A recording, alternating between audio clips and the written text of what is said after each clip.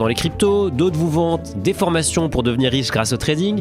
Vous entendez aussi dire qu'il faut investir dans l'immobilier locatif, de l'or ou encore dans les cartes Pokémon. Et puis, il y a cette peur bien réelle de perdre tout cet argent que vous avez mis tant de temps à économiser. Alors, en tenant compte de tout ça, je vous ai créé le guide ultime de l'investissement en bourse lorsqu'on débute. En fin de vidéo, je répondrai aux questions les plus fréquentes, par exemple, la bourse va-t-elle continuer de monter ou alors la bourse va-t-elle me rendre riche rapidement? Bonjour, je suis Mounir, le fondateur de Finari. Finari, c'est une application sur laquelle vous pouvez suivre votre patrimoine, gérer votre budget et même investir. Dans cette vidéo, je vous prends par la main et je vais commencer par vous expliquer pourquoi il est impératif d'investir. Ensuite, je vous explique pourquoi l'investissement en bourse est intéressant. Et enfin, pour finir, je vous explique pas à pas comment passer à l'action jusqu'à passer votre première ordre en bourse. Allez, c'est parti. Avant de commencer à parler des stratégies d'investissement, il faut que vous compreniez pourquoi il est essentiel d'investir. Et pour ça, il faut parler de l'inflation. Imaginez que vous avez 1000 € aujourd'hui. Vous pourriez les dépenser, par exemple, pour acheter le dernier iPhone. Mais dans quelques années, à cause de l'inflation, ces 1000 € pourraient ne plus suffire afin d'acheter le nouvel iPhone du futur. Pourquoi? Eh bien, à cause de l'inflation. Chaque année, les prix augmentent. Dites-vous que tout ce que vous pouvez acheter aujourd'hui avec votre argent pourrait coûter beaucoup plus cher dans 1, 5 ou dans 10 ans.